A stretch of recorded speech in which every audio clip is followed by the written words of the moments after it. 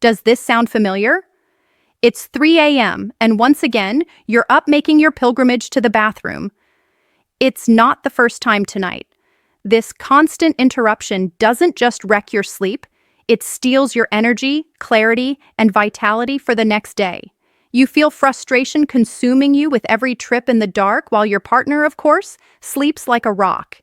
And you wonder, why me? Is this just what aging is? Many believe so, resigning themselves to chronic fatigue, the fear of stumbling in the dark, and the idea that they'll never sleep through the night again. But I'm here to tell you something very clear. It doesn't have to be this way.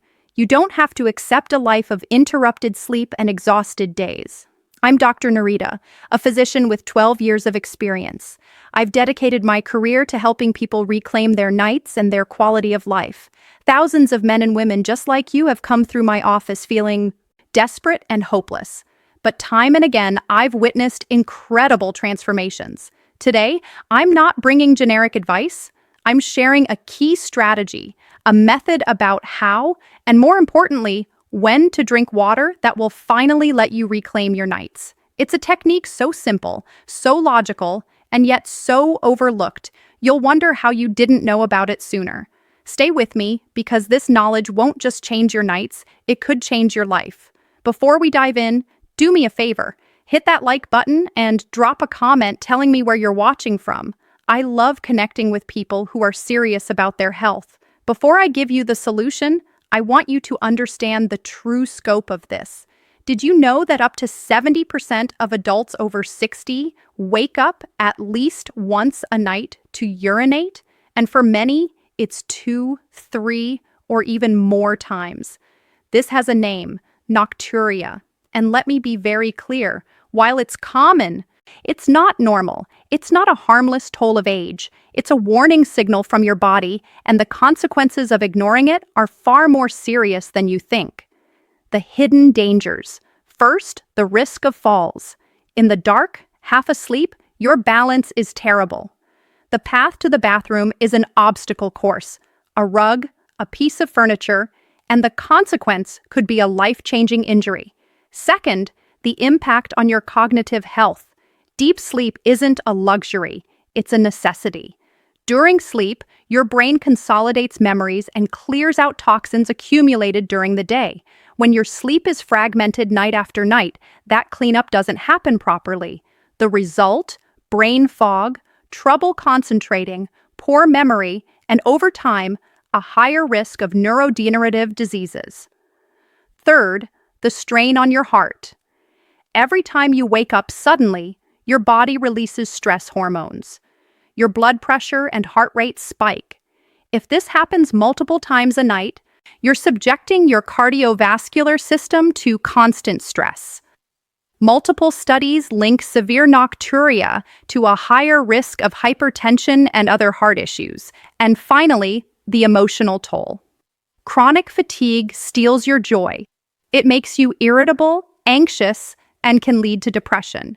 It pulls you away from what you love, from your people, and traps you in a cycle of exhaustion that's hard to escape. So why does this happen as you age? Several reasons.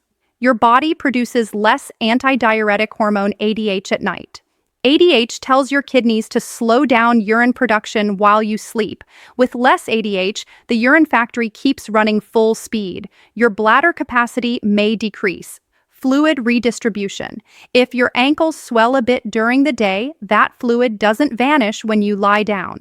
Gravity stops holding it in your legs. It returns to your bloodstream, passes through your kidneys, and ends up in your bladder, waking you a few hours later. Now that you understand the gravity of the problem and the science behind it, we're ready to debunk the myths and build the solution. Before revealing the right strategy, we have to stop doing what's wrong. Most people with the best intentions make mistakes that actually worsen nocturia. Let's shatter the 3 most common myths. Myth number 1. To avoid urinating at night, I drink as little water as possible during the day. This is the most common mistake and the most counterproductive. It seems logical, doesn't it? Less water in, less urine out. But your body isn't that simple. When you dehydrate during the day, your urine becomes highly concentrated. That super concentrated urine can irritate your bladder walls. Think of it like pouring lemon juice on a wound. That irritation makes your bladder nervous, sending go to the bathroom now signals even when it's not full. Plus, when you finally drink something in the afternoon to quench built-up thirst, your body in conservation mode tries to process that liquid all at once, often at night. Paradoxically, drinking too little during the day can lead to more bathroom trips at night. Myth number 2, the problem is I have a small bladder. I've always been this way. While some people may have a smaller functional bladder capacity, in the vast majority of nocturia cases in adults, the issue isn't the size of the tank, the bladder. It's the pace of the factory, the kidneys at night. As we said, lower ADH production and fluid returning from the legs are the real culprits. You could have the biggest bladder in the world, but if your kidneys are producing urine nonstop, you'll wake up anyway. Blaming a small bladder is an excuse that keeps you from tackling the root of the problem. Myth number 3, a glass of wine or a beer relaxes me and helps me sleep. It can't be that bad. This myth is especially harmful. While alcohol might make you drowsy at first, it actually sabotages your rest, especially when it comes to bathroom trips. Alcohol is a potent diuretic, but worse, it sharply suppresses the release of that valuable antidiuretic hormone ADH. So, when you drink alcohol before bed, you're creating a terrible combo. First, you're taking in liquid, and second, you're turning off the brake your body uses to avoid producing urine at night. It's the perfect recipe for Nocturia. Avoiding alcohol, especially in the hours before bed, is one of the most effective changes you can make. Now that you know what doesn't work, you've taken a giant step forward. You've cleared the ground, ready for the strategy that actually works. Here's the heart of our conversation. This is the method that's given countless patients their sleep back. Forget, drink less. The new mantra is drink smarter. I call it the ASIM method. It's a 5-step strategy, easy to remember. A equals adjust your hydration. S equals soften the transition. I equals integrate electrolytes. Optional, but power. M equals manage your dinner. Let's go through it step by step. Step 1, A. Adjust your hydration. Drink more in the morning. The key principle is to front-load most of your liquid intake in the first half of the day. The golden rule I give my patients is this. Try to consume 75% of your daily liquids before 400 p.m. How do you do this? When you wake up, start with 1 or 2 good glasses of water to kickstart your system. Throughout the morning, keep a water bottle handy and take steady sips. Don't wait to feel thirsty. Thirst is already a sign of dehydration. With lunch, another glass of water. By doing this, you give your kidneys the whole day to process liquids while you're active and upright. You're working with your body. By 400 p.m., you'll be perfectly hydrated. And now we can start preparing for the night. Step 2, S, soften the transition. Land gently. From 400 p.m. onward. Don't cut water off abruptly. We enter the landing phase. From this time until dinner, reduce the amount, maybe half a glass if you're thirsty. Dinner is critical. Try to eat at least 3 hours before bed. And during dinner, drink only enough to help swallow your food. A few sips is fine. A whole glass? No. This gradual reduction tells your body it's time to slow urine production. But here's the most important part. Step 3. Stop in time. The sacred zone. This is the strictest and perhaps most important step. Create a sacred zone of 2 hours before bed where you drink absolutely no liquids. If you go to bed at 10 p.m., your last drop is at 8 or 9 p.m. No exceptions. This 2-hour window is the time your kidneys need to do their final filtering and send that last urine to your bladder before you fall asleep.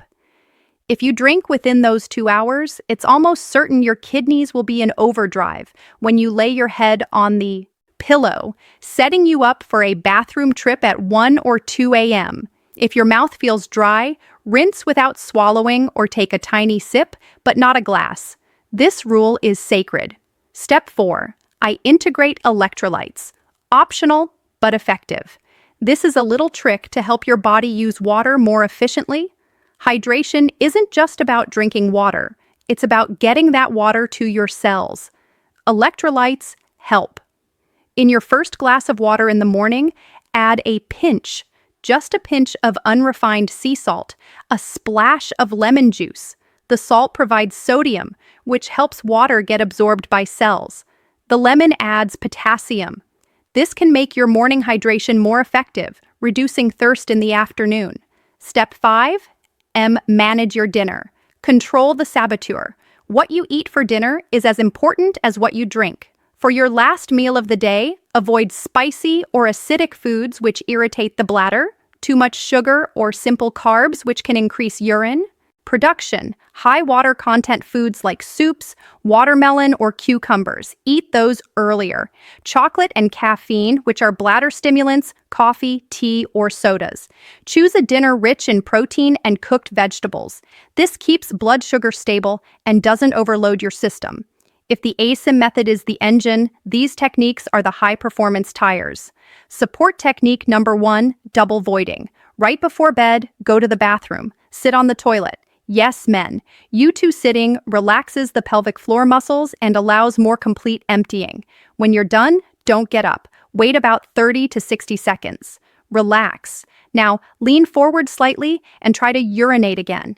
You'll be surprised how often a little more comes out. That little more can be the difference between sleeping through the night or waking up at 3 a.m. Support technique number 2, the gravity elevator. 1 or 2 hours before bed while reading or watching TV, elevate your legs above heart level, prop them on pillows on the couch or in bed. This uses gravity to your advantage, encouraging that fluid to return to circulation before you lie down. Your kidneys will process it, and you can eliminate it with your double voiding.